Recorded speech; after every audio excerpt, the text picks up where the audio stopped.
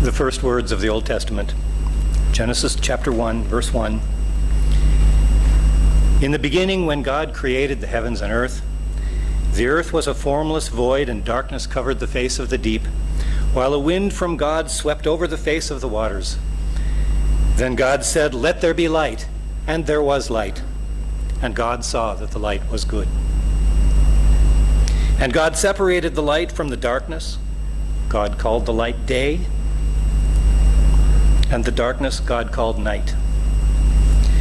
And there was evening and there was morning, the first day.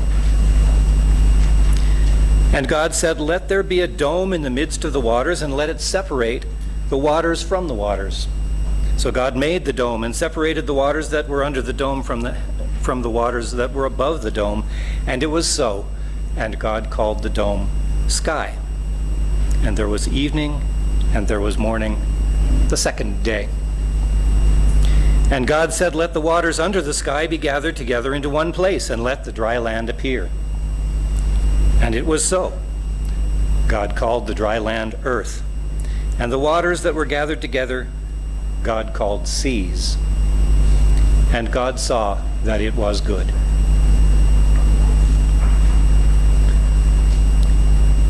From the Gospel of John, chapter 4.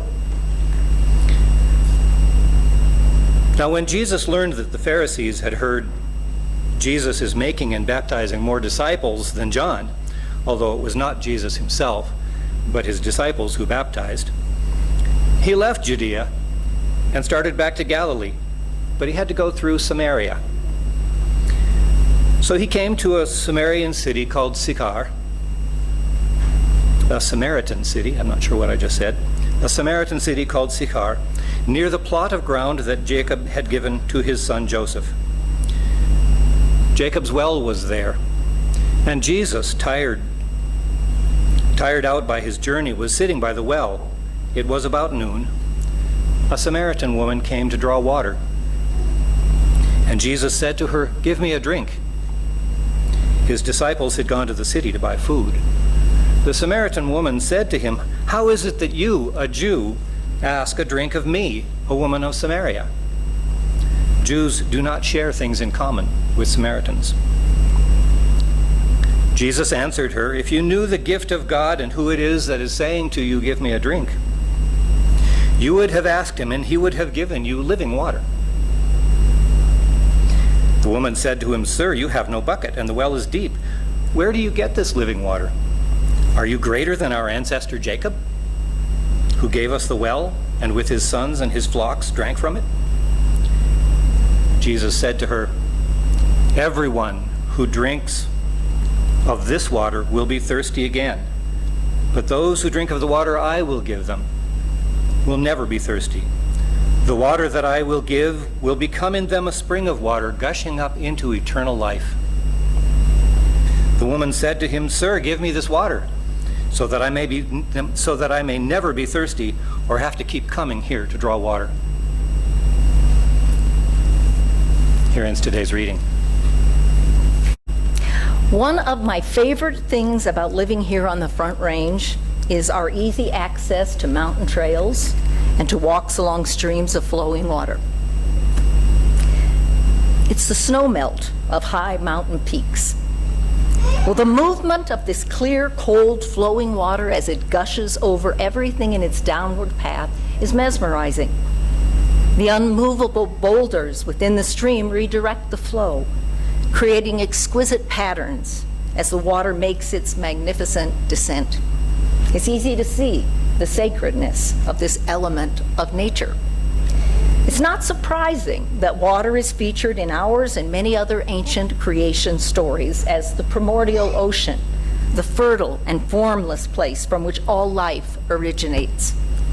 Water takes center stage through the scripture, both physically and symbolically. We mentioned a few of those in the baptism. In the Old Testament, water appears as the formless void of the creation story. In the tale of Noah and the ark and the great flood. In the parting of the Red Sea. In the story of Moses striking the rock and the water flows. In the book of Ezekiel, where the river miraculously flows in all directions under the temple. And in the New Testament, we see a focus on water in Jesus' baptism in the River Jordan that begins his ministry, in his walk on the water, in the healing waters of the pool of Bethesda, where he healed the lame man and bid him to pick up his mat and follow him.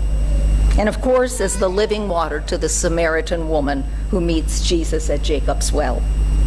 Water is obviously an element with deep symbolic meaning. It is present as a symbol of the eternal in the rituals of worship of most world religions. And the most obvious use of water in our own Christian tradition is the sacrament of baptism. Jesus and the Samaritan woman met when they both arrived at Jacob's well. As they drew water from the deep below, Jesus offered living water. Here at the well, at this threshold of the mysterious dark of the underworld and the familiar light of day, at that threshold, Jesus declared that this water could quench her thirst for the moment at hand, but he could offer her living water for the rest of her life. The living water that Jesus offered would, in a sense, bring this woman into the baptismal river with him. There at the well, drawing up the water, they were suddenly symbolically standing together in life's river and receiving its life-giving flow. The rivus, as I've told you many, many times, or river is the translation, is also a word for rite or ritual. Suddenly, through this simple ritual, the Samaritan woman was connected to the mystery, which not only physically flows beneath the surface of the earth, but this sacred, but flows all around us and within us. I once read about the practice of a Jewish ritual in the Middle Ages. It assumed that for a master to speak the name of God to his student, they must first be both immersed in water. Standing up to their ankles in water, the master would then say, "The voice of God is over the waters." It was in this way the transmission of holiness could be passed from master to student. The ritual, standing in the water, was essential to this sacred initiation and ordination. In Ireland, in the ancient Celtic traditions, followed later by the deep Catholicism that incorporated many of these ancient traditions into Christianity, people still make pilgrimages to holy wells. In fact, this is true all over the British Isles. The waters of a well are considered to be sacred and are used for blessings. The well is where the dark unknown below the earth and the light above the surface of the earth meet. Since ancient times, the pilgrimages to holy wells are the sites of significant water rituals. Some wells are just open pools, while others are enclosed. Folks travel great distances to such places as St. Bridget's Well, the Holy Well of St. Madron, and Coventina's Well. Remember to see those, Jim, when you're over there, for healing of all sorts. Sick people would often fast at these wells and take part in rituals to invoke healing dreams. The images of these dreams would provide needed guidance. Wells in traditional cultures were always seen as this threshold between the mysterious unknown and the familiar world of light and air. The modern writer T.S. Eliot, in his famous lengthy poem, The Wasteland, grieved the ruin of modern culture. And this theme behind his work was the bountiful waters came, but too late to save a dying world. Without, he says, the sacred animation that earlier peoples could feel in life around them, the world had become a wasteland. For Eliot, the wasteland is a reference to modern life, characterized by an anesthetized.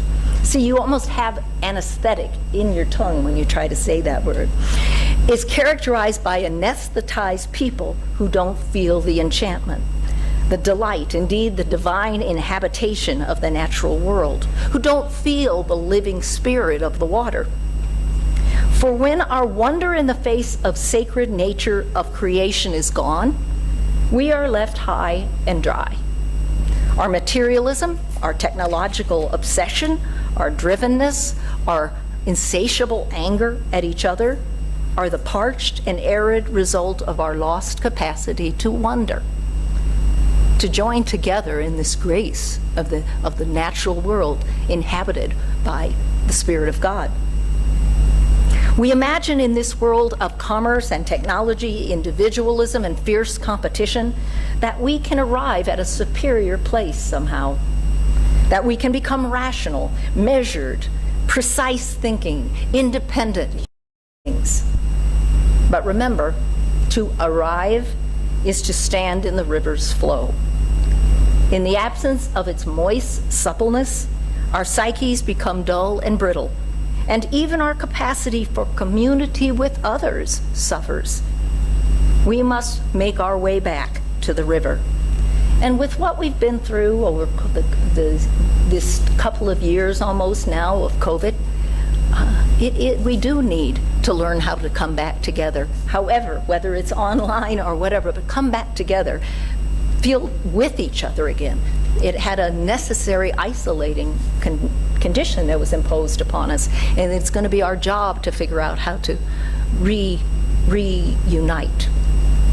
Now that more than ever, we need this moistness to give us the flexibility to experience our lives, our shared lives, and nature itself as profoundly animated. You know what that comes from? The word anima, which is another word for spirit. To truly care about the world enough to save it from desiccation and ruin. Now, the word solution, again, I've preached about this before, it comes from a Latin word, but I think it's fascinating, solutio, which means to loosen. So solution means to loosen. You would think it would be tied together, wouldn't you? Solution means to loosen. Perhaps the solution to this world's problems and our own has something to do with the nature of this precious element, water. The water of the sacred well loosens the mind and heart, opening them up to divine possibilities. Jesus offers living water, not only to the Samaritan woman he meets at the well, but to each of us he meets in the places we hold sacred in our lives. His living water dissolves any hard-nosed delusions that we can gain control over our lives through a commanding understanding of dry facts or theories, much less with our crusty, unwavering opinions alone. The solution that Jesus offers each of us is not in the form of a final answer, but in the fluidity of our fertile and life-giving questions. Here's some. Over and over again, he invites us to wade into the deep waters of the Spirit. What do you hold sacred?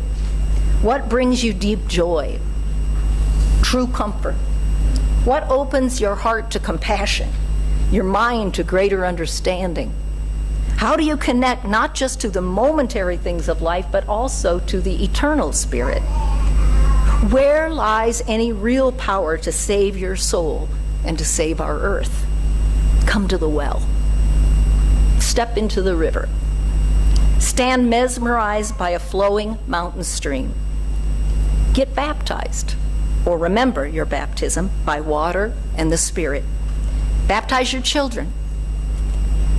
If we understand the deep meaning of our baptisms as living waters that loosen our need to command and control and allow us to invite the sacred into our lives, if we are willing to dissolve our hate, melt our anger, soften our hearts, suspend our harsh judgments, we might find that we can become part of a solution to the troubles within us and around us, to relationships and the capacity to forgive, and to trust in the guiding power of love. We might find livable solutions to our collective problems. Does America still value its image of itself as the melting pot? I know my generation talked about that a lot in school. We're a melting pot, and we all were very proud of that. It seems that what once made us proud as a nation now divides us and makes us fearful. Now, this is a stretch, but what if we could let go of the fear of mixing it up? What if we could loosen our protectiveness, dissolve our blind anger and distrust, and to melt together? Samaritans and Jews, Christians and Muslims, into real community, black and brown and white, right and left. Jesus said, "Whoever drinks the water I give them will never thirst. Indeed, the water I give them will become in them a spring of water welling up to eternal life." What a different landscape this letting go would give us. So our participation of our community in baptism by this living water gives each of us a new opportunity to invite this Spirit into our life again. I think that way about weddings. We all remarry something during that ritual. We enter that ritual. Baptisms, we all renew our baptisms when we participate as a community in a baptism. Living water ever flows with changes in its path. Living water connects. Living water cleanses. Living water washes away. It quenches our superficially unappeasable thirst with the promise of eternal truth and love, and brings renewal of our capacity to share it. Amen.